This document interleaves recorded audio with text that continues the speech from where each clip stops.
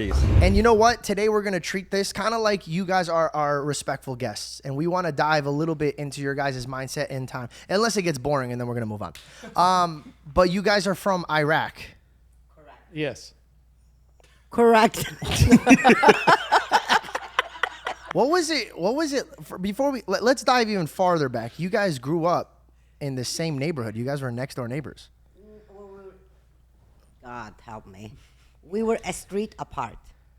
And A like, cute story. okay. When I was 2 years old and my parents were building a house in that neighborhood, it was a new development. So, There's new development in Iraq? you know, Iraq is a very rich country, excuse you. Very rich country. Culture on this guy. No idea. He knows To be nothing about honest, his heritage. I swear to God, until I was like 20, I did not know that. I really did. Until somebody was like, yeah, you know, somebody had a driver. And I go, who had a driver?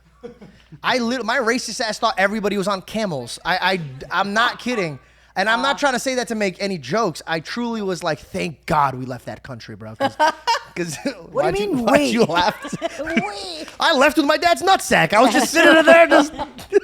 We want to go back to when you guys were kids, because when you guys were in Iraq, you know, and your families were already friends, but you guys also left around the same time. And so you guys have always been close all your lives, whether you were in Iraq, whether you were in the United States. You guys have always kind of stayed in close quarters. So, honestly, I did not know him well when we were in Iraq because the age gap.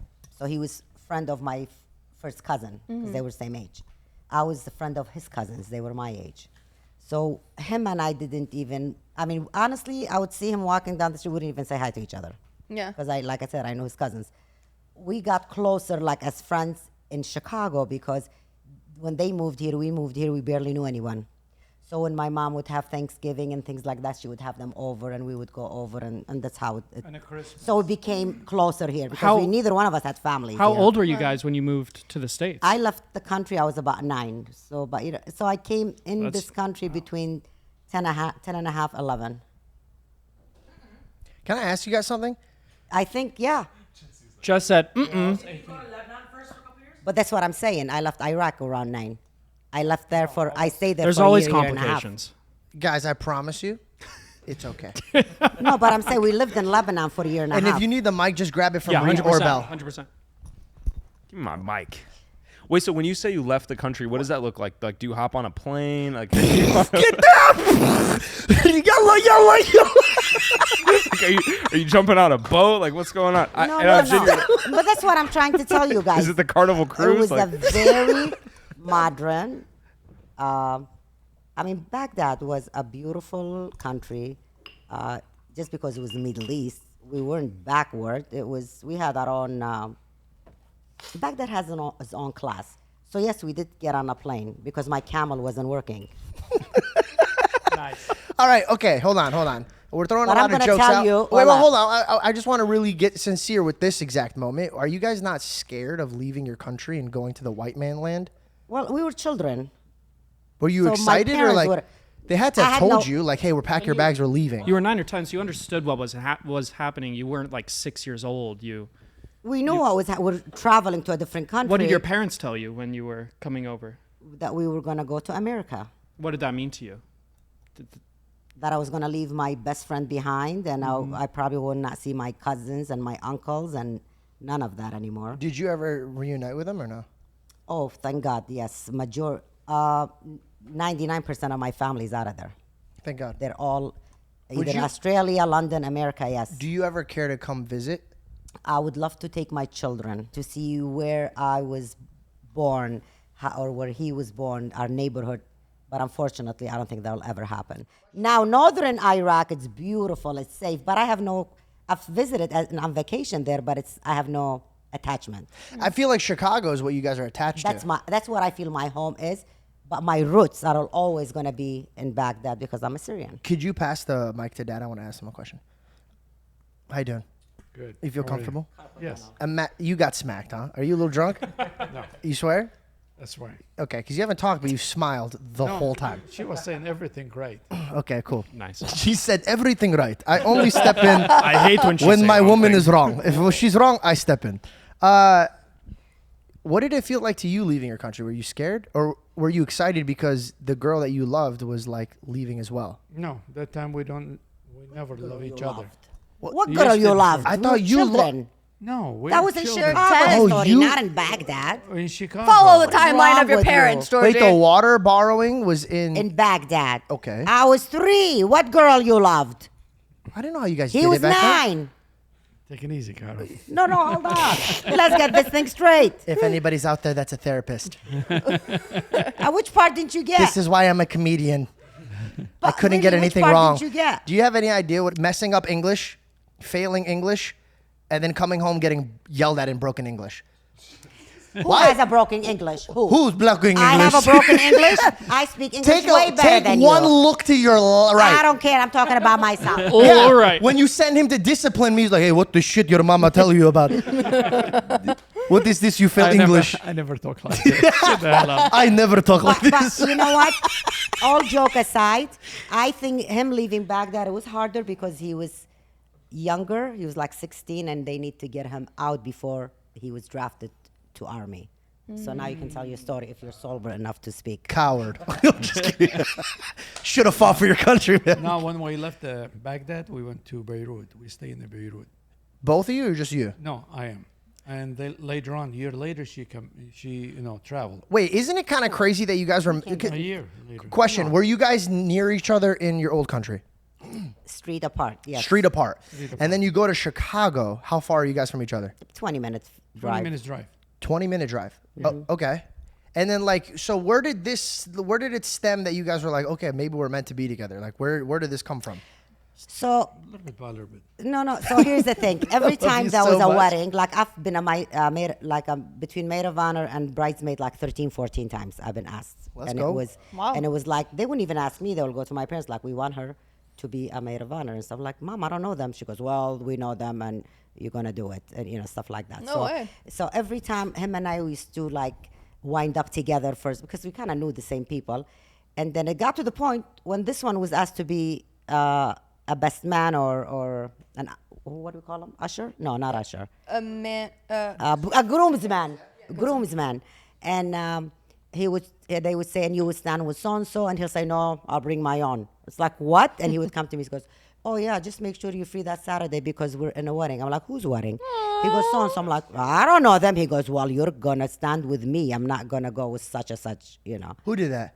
Your dad. That's so cute. So we have a lot of, so with that being He's said. like, come on, I knew you from Baghdad. So at the dance floor, I want you back that ass up on me instead of him. I'm so So sorry. with that being said, a lot of people thought we were dating and we weren't. I Does that laughed make so hard I sense? actually Yeah. got dizzy. So they we're just thought. strong. So they thought we were dating, and they would say, "Oh, very nice. We wish the day will come for you." And I'm like, "No, we're not dating." And he would say, "Oh, thank you." I'm like, "Why are you thanking them?" Now all the cute guys gonna think I'm dating you. And so, It's like my plan is working. yeah.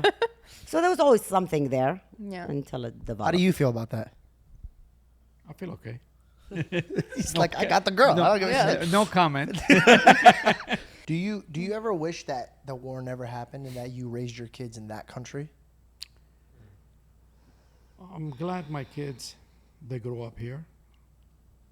And believe me, it was a lot of problem over there. Start problem. Was there ever like, and I don't mean to be dark about this, but if we're bringing this up, was there somebody you like that you loved that you lost from like? No, things gone. Oh, okay, good. We didn't see bad days. We didn't see. We lived there. Our parents sacrificed so much. Our parents had great lives, and they gave it up so their children can grow in a country that they can be free and follow their Christianity and be everything they wanted to be. So when we were moving from Chicago to Arizona, it took your father at least 2 years to convince me to make the move from in America, state to state. And the final thing that convinced me is when he sat me down, he goes, you don't even want to travel from one state to another. And look at our parents. They gave up their country, everything they ever knew, and their family behind so they could be better for us. And you don't want to sacrifice from Chicago to Arizona. And he was right. If I had to ask you guys how you feel when you see people younger than you that are in this country and they've never really seen the outside world and what it could do, when they speak bad about the country that we live in, if you had to give them an advice of like how to respect the country, like why would a young man that never really felt anything bad, how would you convince him to respect his country the same way that you guys respect your country? I mean, you guys left your country. There's a lot of bad things that happen in your country, but I've never heard you guys talk bad about your country, never once. How do we get people that are immigrants, like, the respect that they have?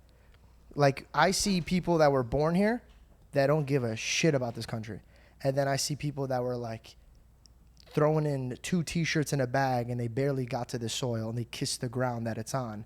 How do we get people that live here to show the same respect that you guys have when you guys are brand new to this country compared to them having generations? Are you talking about people that were born and raised here and don't respect the country? Well, let's broaden that to like people that just in general that live in a country that gives them the ability. Let's face it, you guys couldn't publicly stand in your street and say, F this country because of this, and that. Absolutely You had not. no right. They would take your life from you before you blinked. 100%. How do you go about trying to persuade somebody to show a little bit more respect for their country when you have the right to do that and make the change, but do it with some class and some respect for the soil that you're in? You know what I mean? Like, there's people that are not even standing for the Pledge of Allegiance.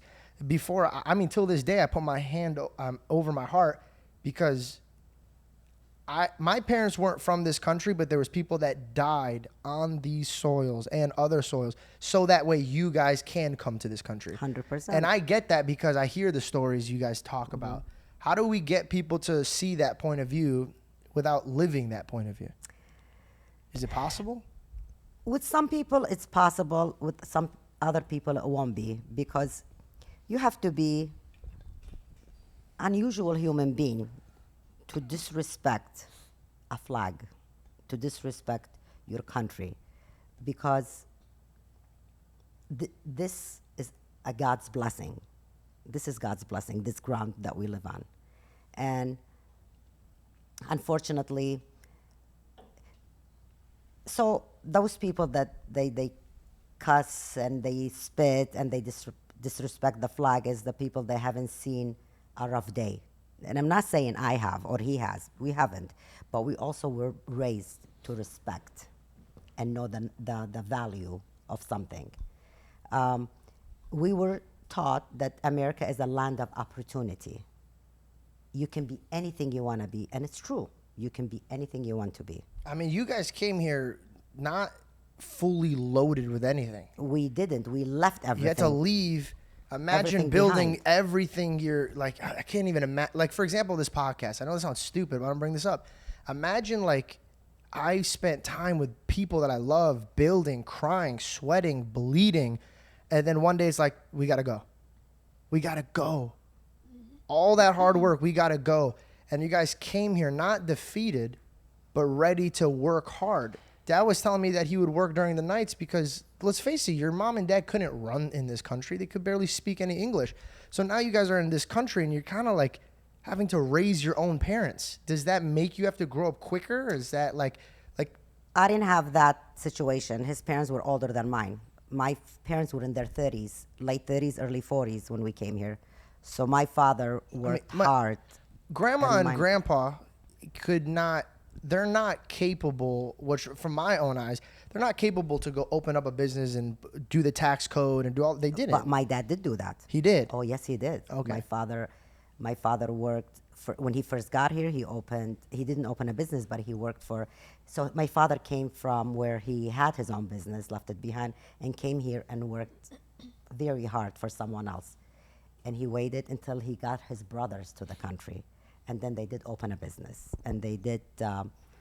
Body shop. Work hard and do whatever. But yeah, no, your grandfather, he was the head of everything. He took care of, he had a job, he made sure we were in good schools, and he took care of us. We were kids, we were young. We didn't. What, we you? didn't How about have- him? Well, in his Oh. case, it was different. Well, when my parents they were here, I tried to help them out as much I could. I have about maybe 3 jobs. Wow. One, What were they? One in I'm going to school. One of them. Second, I was at night, second shift, and weekends. And both of my parents they were old. I tried to work hard and build up, and little bit by little bit, we bought. Like I bought a business. Again, I graduated from mechanical engineer, and step by step. But excuse me, your father in the beginning, as old as he was, man. Again, he wasn't in his. He was probably in his 50. early 60s. No, 60, yeah, 60. But he was working as a chef downtown. Oh, Because damn. your grandfather was a baker. He baked He worked things for a like year. nobody. For a year. So I don't know, year or whatever, but Yeah, he did worked get a for job, a year. and you know. He started working after that. Um, He stopped working. what did it feel like? Because how do I word this?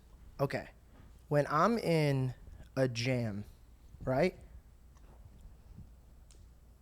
I'll give my industry as an example. A lot of people in my industry, once they make it, they're kind of like, nah, I know what the fuck's up. I don't need anybody's help. And they kind of move their parents aside. There were so many obstacles that I had to like figure out. And I only figured it out because me and you sat down and you were like, this is how you do your taxes. This is how you invest. This is how you save money for rainy days. There are so many conversations that if I didn't have with my father, I would fail miserably. There's conversations that me and you have spiritually that I would have broken down before I even got to the business. How did you maneuver, and did it hurt knowing that you couldn't have those conversations with your dad the same way that me and you do? Because I know when you talk to me sometimes, I know you're talking to me in a way of like, I know what this feels like to not have this. So you're a lot more attentive than majority fathers that I know. My father was a very smart man too. Mm-hmm. When I was in Baghdad, I was helping him out. He have a grocery store. He had his own business. He have his own business Where? in Baghdad. Okay, yeah. And I get up in the morning around when I go to school, when I come back from school, or lunchtime. Sometimes they have fiesta on lunchtime. Like people, they sleep from 12 to 4. It was somewhere like Arizona, so hot, or Mexico. Used to before I go in the store, I let my dad, he come home. That time I was 16 years old. I was running a business with him. The knowledge, the experience I got from him. No, I know that, but it's And he told me when I too. go to a new state and I look at the way they're driving, I'm just like, oh shit, I got to figure out how like to maneuver here. When I go to a different country, I'm like hopeless. I'm like, dude, I can't speak their language. I don't know which way to go. How do you manage to conquer with confidence? This is my overall question. I know you came to this country not knowing how to maneuver around it, and I see people that speak the language that are here that are lazy as fuck. They don't want to get up and work. They don't want to get to the opportunity. But you guys are like, no, we don't know anything, but at the end of the day, we're going to figure this shit out and run it. Do you get what I'm saying? Like, I'm trying to figure out what inspires you guys to push through the obstacles, because I watch people every day look at an obstacle and get overwhelmed. And in my mind, I go, dude, my dad saw that same obstacle, but didn't even know how to fucking speak the language and still got it done. What was the fire that you guys had to like push through? And like that day that you would put your head on the pillow and you're like, damn, I don't feel like I'm doing anything. Like, what motivated you to just keep going? Like, what was there like a vision, a plan? Like, what was it? One thing about it, you have to enjoy anything you do. If you don't enjoy, it's going to be failure. Okay? For example, when I go to work, I enjoy it. I'm having fun. I come back around 4 o'clock, and if I don't have nothing, I'm spending time with my friends, like a Friday, Saturday, believe it or not. We drink, we have fun until 4 o'clock in the morning in Chicago. After that, I come back 2 hours. I go to sleep, I get up, I'm going to work. It's fresh. When you are young, you could conquer, you could do anything you want. If you are lazy, that's it, you can do nothing. If somebody give you $1 million, you're gonna lose it in 3 days.